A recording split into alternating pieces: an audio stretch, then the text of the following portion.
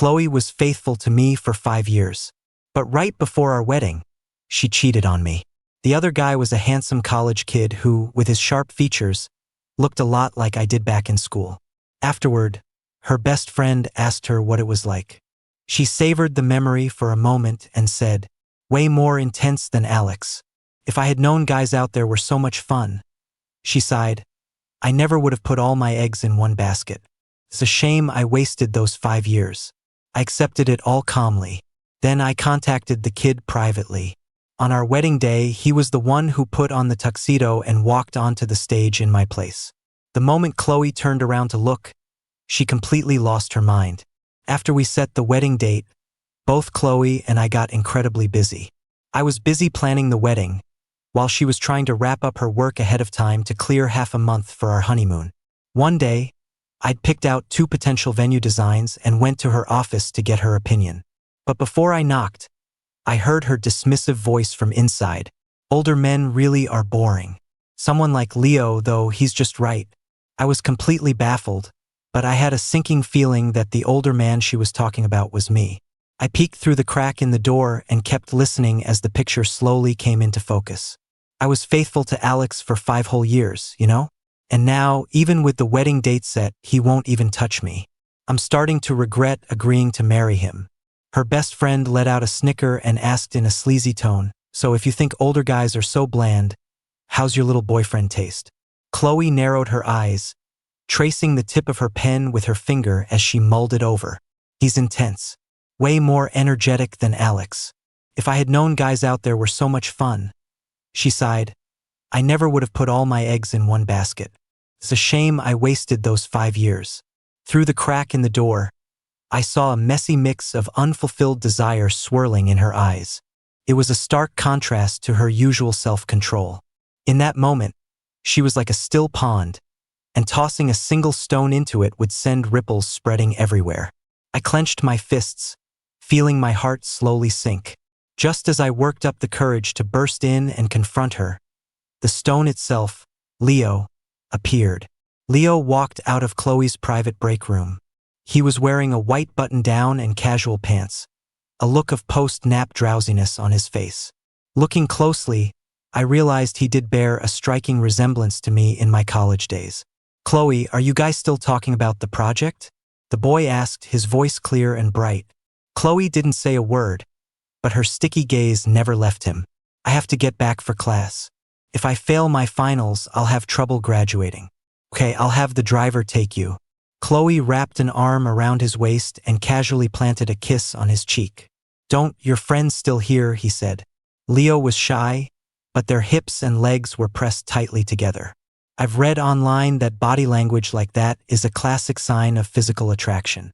On top of that, there were their lingering gazes, their hands reluctant to part, and the way he kept looking back as he left.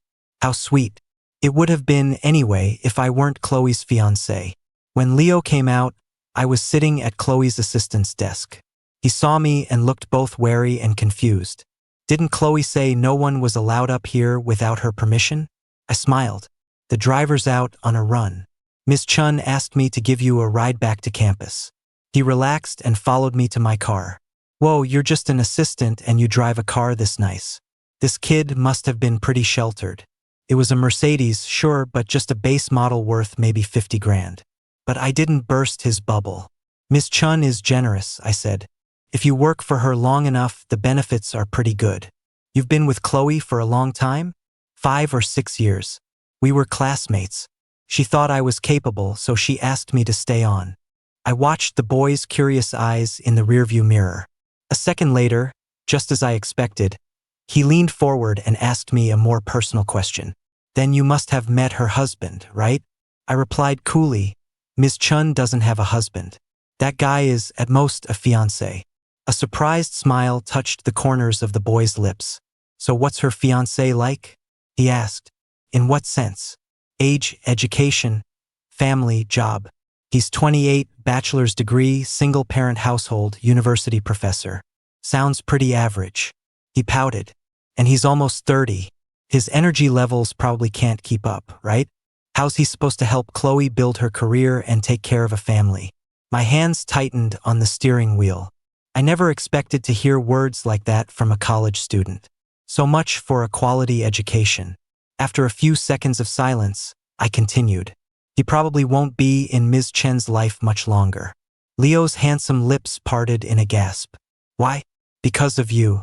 Knowing Ms. Chen, she likes you so much she might not go through with marrying her fiancé. Really? Could you keep an eye on things for me? Of course, I said. When Leo got out of the car, he deliberately took off his jacket. Only then did I see the hickeys covering his neck.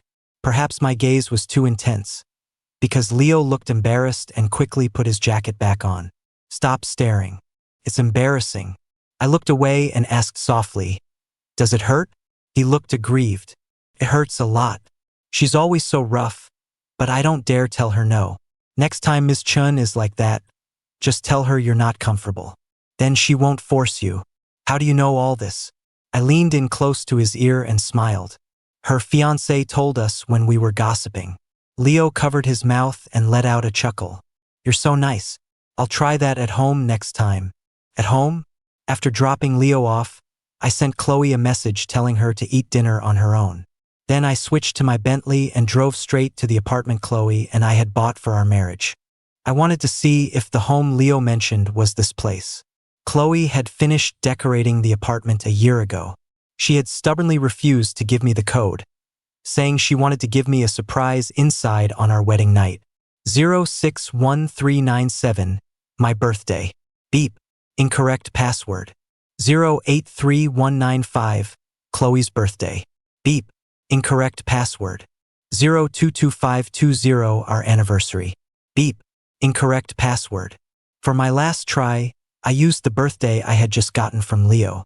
111,305. Beep. The door is now open. Even though I had already guessed the outcome, when it was confirmed, the pain was so sharp it was hard to breathe. My steps were unsteady as I walked in, and I stumbled, collapsing next to the entryway cabinet. 2 pairs of slippers were neatly arranged there. It looked like they came here often. I wandered through the apartment for a long time. His and hers toothbrushes, matching pajamas, sex toys. It was all there, cozy and romantic. When I got to the master bedroom, I discovered it had a mirrored ceiling. I remembered watching a foreign romance movie with Chloe once. The female lead's bedroom had a similar design. At the time, she had rested her head on my shoulder, breathing into my ear, begging me to try it with her someday. Wouldn't it be interesting to watch ourselves in the mirror while we do it? I've always been cautious about things like that, but since Chloe and I were going to be married, I figured it could add a little spice to our life. I'd actually caved and agreed. I just never thought she'd still remember and plan it as a surprise for me. The mirror above reflected the broken look in my eyes.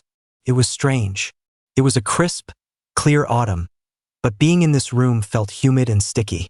I could even smell a lingering, salty musk in the air. I almost threw up.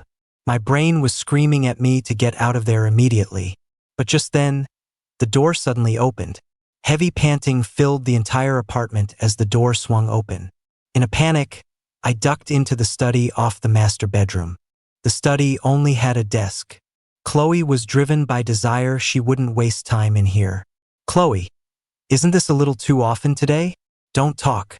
Leo immediately fell silent, even his moans sounding suppressed. It only took a few moments before he cried out in pain. I'm sorry, Chloe. It hurts too much. Chloe didn't stop. She kept going. 1 minute, 2 minutes. My stomach churned even more violently, and my head felt dizzy. I bit down hard on my own arm, both to keep myself conscious and to punish myself for my cowardice. I couldn't understand what had made me trap myself in here. I should have caught them in the act the moment they walked in. A slap for each of them to vent my rage. But that seemed too easy for them. Or maybe it was my feelings for Chloe that made me afraid to face her betrayal directly. After all, because I insisted on no sex before marriage, she had willingly remained celibate for me for 5 years. Amidst the fierce sounds of their bodies colliding, Chloe suddenly hissed. Who told you to bite me? Chloe, I don't feel good. Can't you be a little gentler? Leo's voice was soft. Anyone who heard it would have softened. Chloe was no exception. She paused, then said gently, "Whatever you say." That familiar voice, that familiar tone. Chloe hadn't said that to me in a very long time. I vaguely remembered the last time she'd said it was about 6 months ago. That time, someone had slipped something into Chloe's drink during a business meeting. To stop herself from doing something wrong, she called me to her side and asked me to watch over her. She soaked in a bathtub full of cold water, her body shivering uncontrollably, but her face was an unnatural shade of red. I went to the bar to get her some water, and when I turned around, I saw Chloe lunging at me like an untamed animal. I knew she couldn't control herself, but I wasn't willing to compromise. In the ensuing chaos, I bit down on her collarbone. Blood mixed with water dripped down, spreading across the white carpet. Chloe's eyes were bloodshot, her pupils contracting sharply. "I'm sorry, Alex. I wasn't thinking straight." I straightened my clothes and pushed her back into the tub. Seeing my silence, she apologized again and again. "I'm sorry, Alex. I didn't mean it. Alex, please don't ignore me. I can't control myself." Like a disapproving parent, I once again stressed my aversion to premarital sex. Like a drenched puppy, she gently tugged on my hand and said those words. "I'll listen to you. I'll listen to whatever you say." The sounds from the bedroom stopped at some point. I heard the front door open and close twice. Then, a message from Chloe came through. "Where are you? I miss you." Leo also gave me an update. "Doing what you said really worked." The way Chloe looked at me was totally different. I replied, "Is that so? Looks like the rumor is true." "What rumor?" "That Miss Chun wants to call off her wedding to marry you." I told Chloe I was at my dad's house. But when I got there, Chloe was already in the kitchen helping him cook. My dad shot me a look. I followed him obediently into the bedroom. "Why did you lie to Chloe and say you were here? Do you have any idea how much I panicked when she suddenly knocked on the door looking for you? I thought you were cheating on her.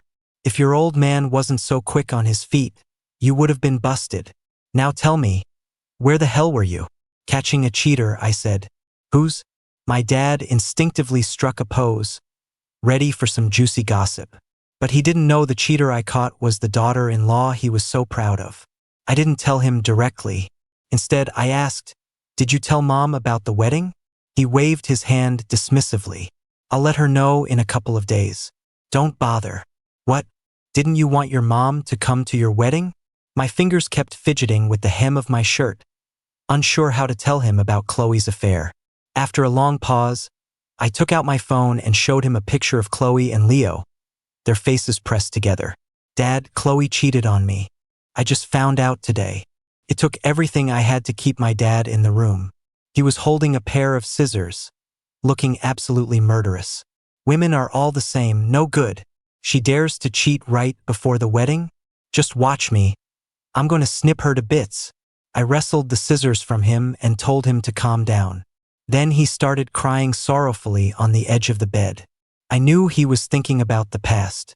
It happened when my dad was in the prime of his life. He went north to make his fortune and met a beautiful, wealthy socialite. They naturally became a couple. Soon, the woman was pregnant with me. But then she completely changed. Under my dad's questioning, she confessed the truth. She was already married, with children, to a man even more powerful than her. The promises she had made were all empty. She laughed at my dad for being a fool, for actually believing a woman's sweet nothings. After she gave birth to me, she dumped me with my dad and left him to raise me alone. Decades passed. Times changed. My dad started a business and became a tycoon. Meanwhile, the woman's family business declined. Now, to keep it afloat, she had to come to the US to seek opportunities. I had planned to invite her to my wedding, just as a regular guest. I wanted her to see how well my dad and I were doing. Not only was my dad a millionaire, but I had become a professor at a top university before I was even 30, and the woman I was marrying was even richer. I wanted her to know that, with just a word from me, her company could be saved, but I would deliberately never say that word. Making her watch as I blocked every path to her survival, that was my revenge. But now, that revenge had fallen flat. I hated premarital sex. I wanted to protect myself from being the vulnerable one in a relationship. But in the end, just like my dad, I was tricked by a woman. When I got home, Chloe eagerly pinned me against the wall and kissed me deeply.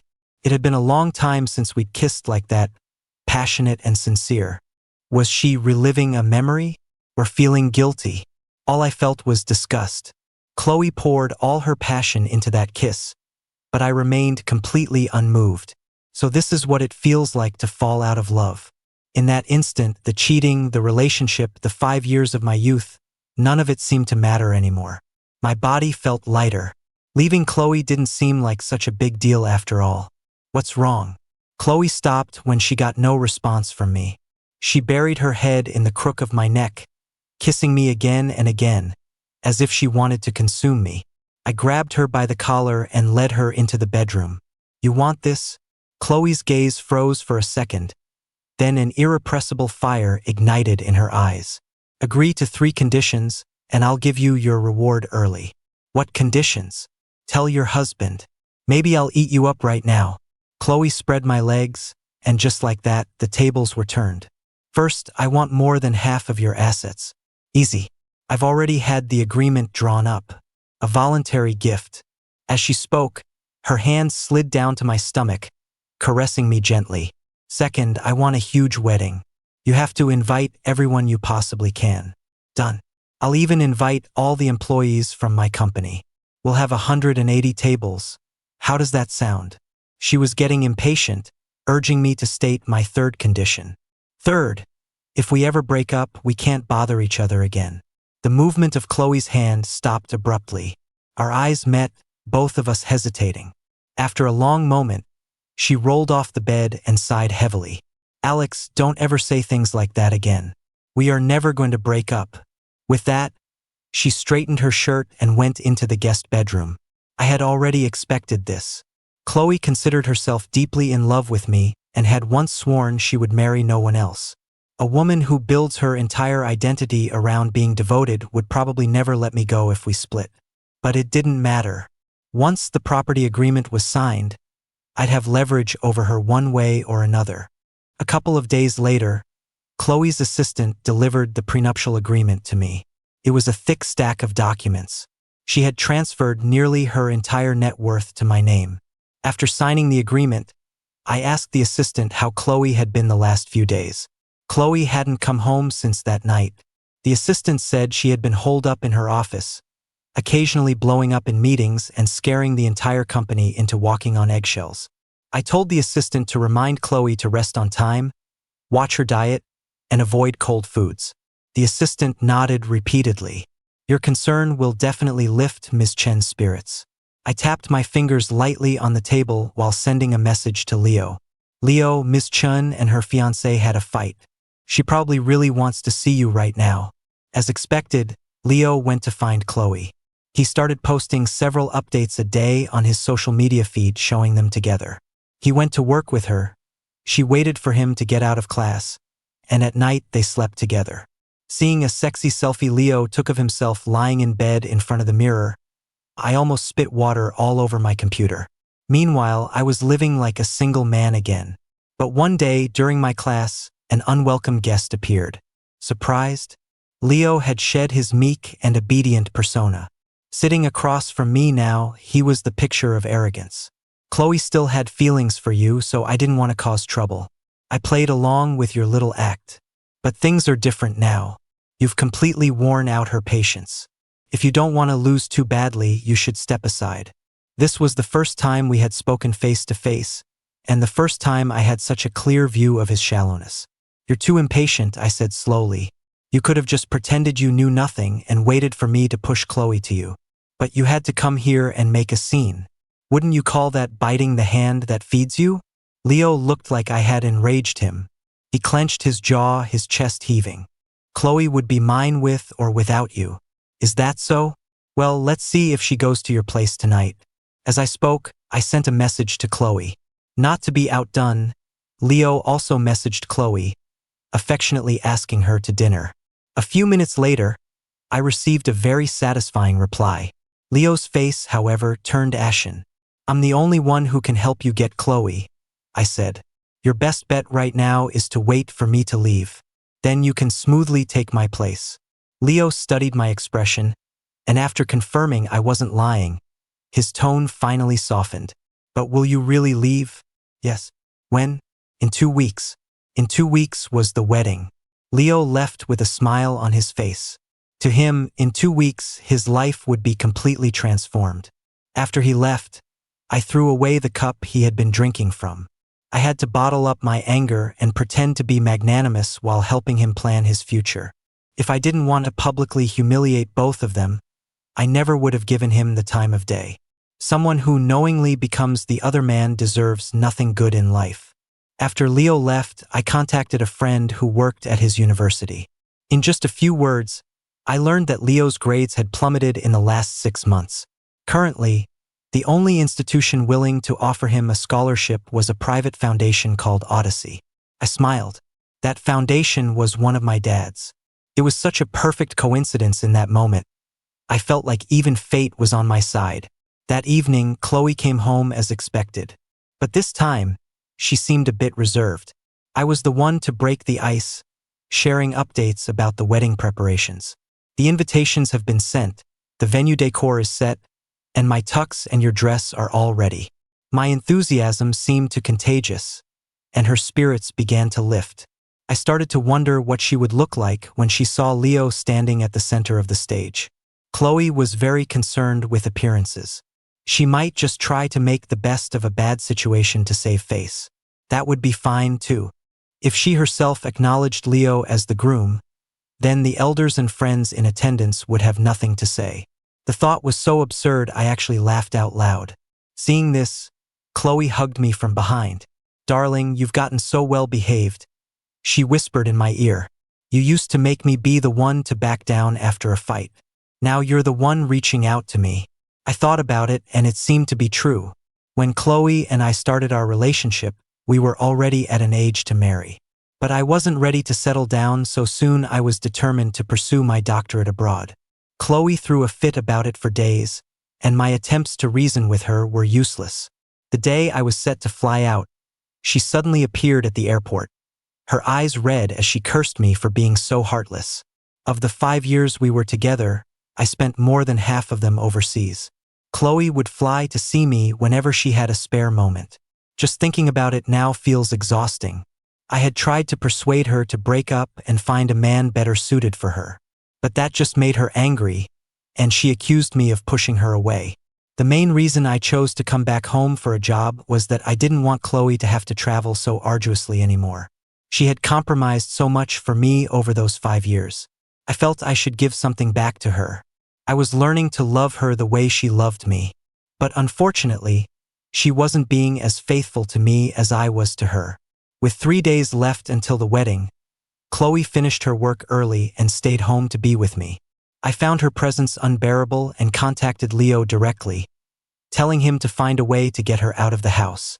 Leo used every trick in the book and successfully kept her occupied for 2 days. During those 2 days, he was like a high school senior right before college entrance exams, anxious and barely suppressed. He would send me their bed photos to show off, while at the same time humbly asking for repeated confirmation that I would really leave.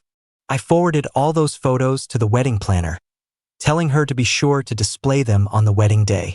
One day before the wedding, Leo came to me in tears, saying Chloe had given him a sum of money and told him to leave.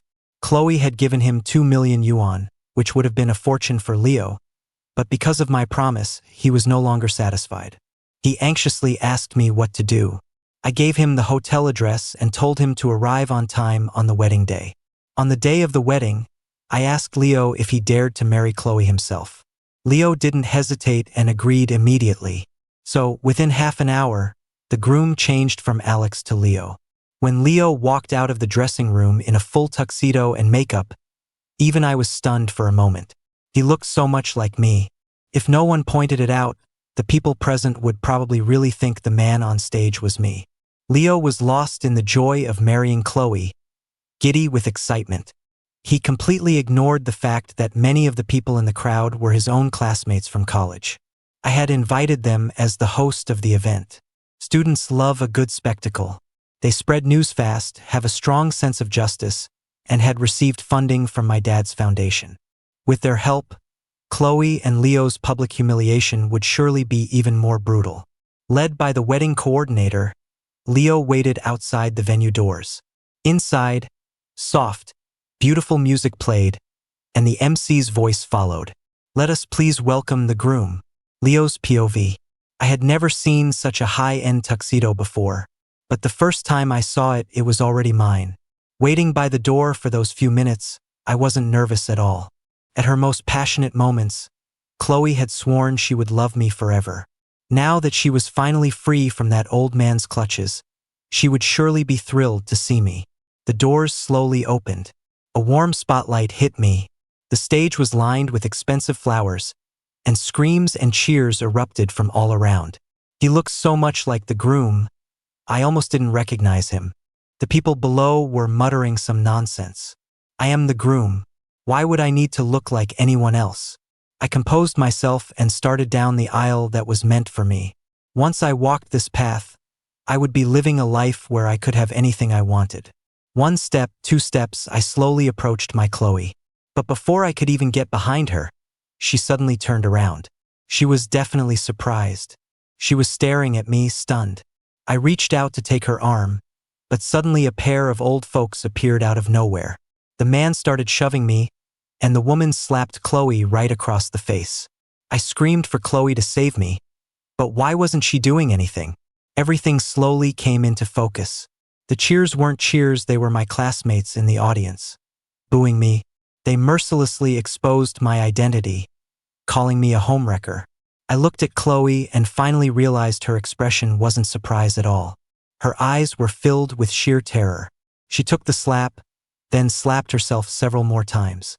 She didn't stop until her lip was bleeding. Then she rushed at me like a mad woman, demanding to know where her husband was. Ha ha ha, she called him her husband. They weren't even married. What kind of husband and wife were they? Besides, from the first time I met Alex, he never once got angry at me for being the other man.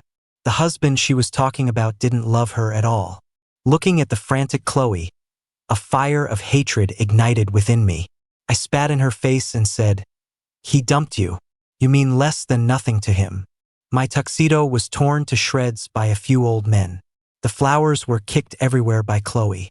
We fought in front of 1,000 people, but their eyes were all on the screens. That bastard Alex. He had actually put those private photos on public display. How could he be a professor? How could he even call himself a human being? The people in the crowd started to point and whisper at me openly. I couldn't hear exactly what they were saying, but I could clearly feel their disgust. But I was the victim here. Why was everyone cheering for him? Why? Alex's POV. On the flight back from a visiting scholar program in Copenhagen, I ran into Chloe. It had been half a year. The once glamorous woman was now a shadow of her former self. She sat behind me, silent for the entire flight. It wasn't until we landed that she suddenly grabbed my luggage and said she wanted to take me somewhere. I never would have guessed that the place she meant was a prison. The handsome young Leo had lost all his luster.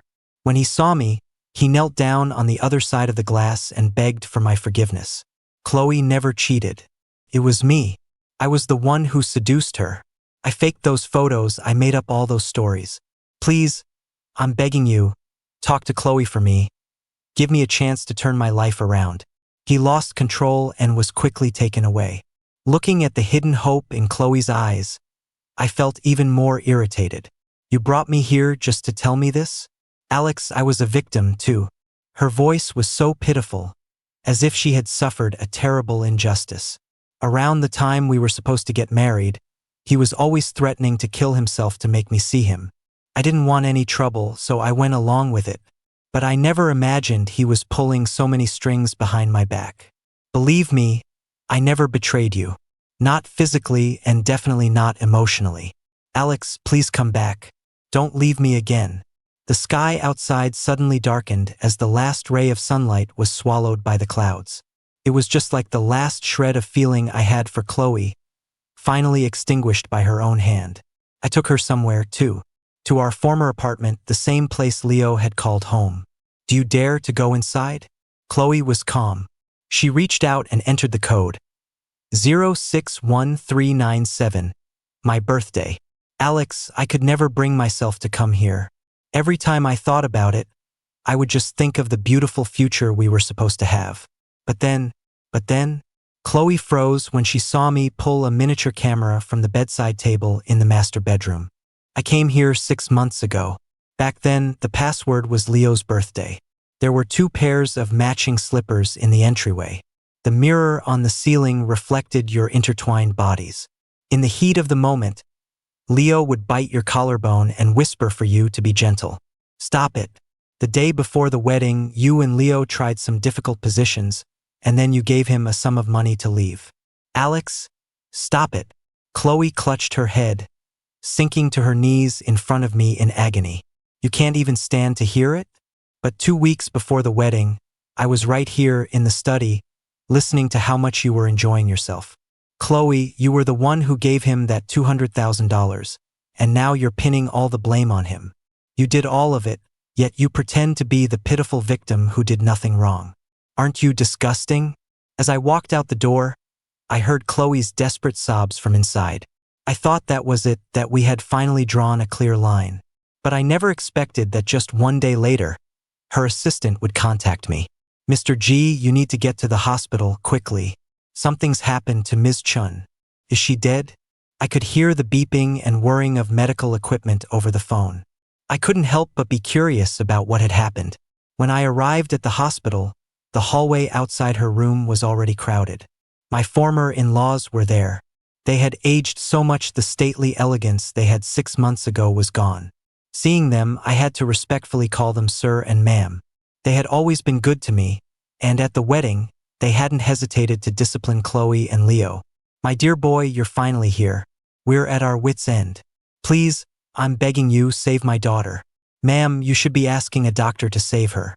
I only came today because there's one last thing I need to handle with Chloe. Fine, anything as long as you're willing to see her. Without another word, they pushed me into the hospital room. Chloe lay flat on the bed with her eyes closed. Her face was completely drained of color, making her look incredibly weak. I glanced at the chart at the head of the bed. Suicide attempt by overdose of sleeping pills. So she really had almost died. I sat by the bed, quietly waiting for her to wake up. At some point, Chloe's phone screen lit up. Her lock screen came into view. It was a photo of me during a cold Copenhagen winter, bundled up in a puffy black down jacket, hopping out of a car and taking small, shuffling steps toward a convenience store. The photo captured something I did every day during my visiting scholar program. And Chloe's phone had over 100 similar photos. I can't live without seeing you. Chloe had woken up at some point.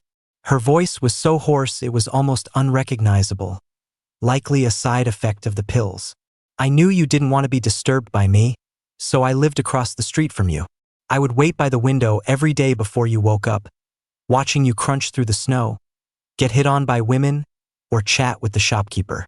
The pain I felt was unreal. When I saw you couldn't eat, I couldn't eat either.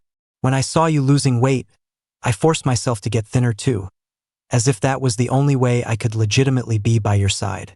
Alex, I was with you that whole 6 months. Leo going to prison wasn't some dirty trick I pulled. It was because he stabbed my father with a knife on the wedding day and then assaulted a police officer. He got what he deserved. I took you to see him because he was the one who seduced me in the first place. I wanted a chance to explain myself to you. Chloe's pale, cold hand suddenly rested on my wrist. The feeling was as horrifying as a corpse suddenly standing up in front of you. Her story was certainly moving, but I wasn't about to let that rotten, dead love be reborn. I yanked my hand away and shot up from the chair. I'm still begging you not to die. And if you're going to, don't say it's because of me. You have so many excuses and reasons, but you can't deny that you were the one in bed with Leo. Older men are boring. He's so much more energetic than Alex. You might be able to selectively forget those words, but I can't. Chloe, stop acting like you're so in love with me. You were the one who betrayed our relationship first, and now you're playing the victim in front of everyone. What position does that put me in? If you actually died, Would you want everyone to condemn me for being heartless? For me to kill myself too? To join you in the afterlife? She wasn't the only one who invested 5 years in this relationship. I did too. During those years I spent studying abroad, I cried myself to sleep from loneliness countless times. The only times I could get a good night's sleep were when Chloe was by my side.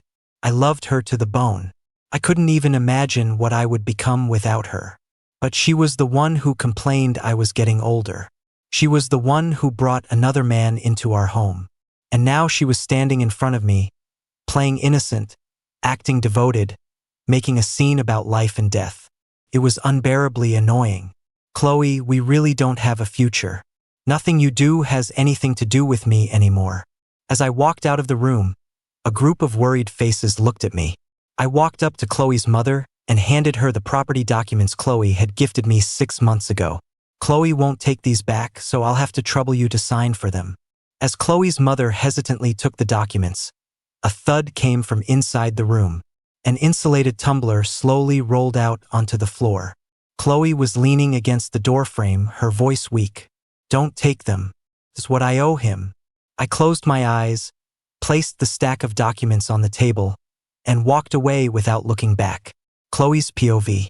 A year after we broke up, Alex got into extreme sports. After a skydive, he told his instructor, "That was amazing. The adrenaline rush is enough to get me through another 6 months of teaching." Was something bothering him? Should I help him? I thought about it but decided against it. Alex has always been independent, strong, and brave. He's never had any real trouble in his life. My appearance was his biggest trouble. When he went bungee jumping, I secretly followed him again.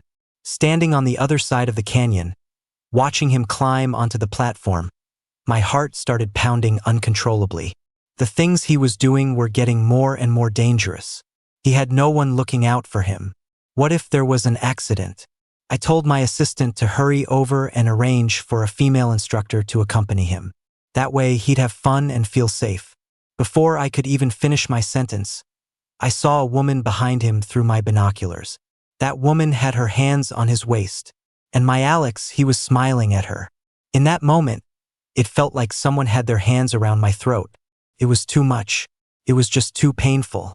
Is this what Alex felt when he caught me with Leo? Panic, anxiety, agony. I even started to feel the urge to die again. I couldn't watch anymore and threw the binoculars away. She just put a hand on his waist. She's probably just the instructor. But in the next second, a woman's shout hit my ears. Couldn't avoid it. I heard her say, "Alex, I love you. Will you marry me?" "Yes, I'll marry you." That was Alex's reply. After a year, he had accepted someone else's proposal. Breathing became harder and harder, as if an invisible hand was squeezing my chest. I wanted to struggle, but I only grew more frantic. I stood up, but I didn't know where to go. After pacing in circles, I finally spotted where Alex was. I have to go to Alex. Wherever he is, that's the way forward. 1 step, 2 steps, 3 steps. My foot suddenly found empty air, and I began to fall. I realized then that a chasm had long since opened up between Alex and me. No matter how far I walked, I could never reach him again.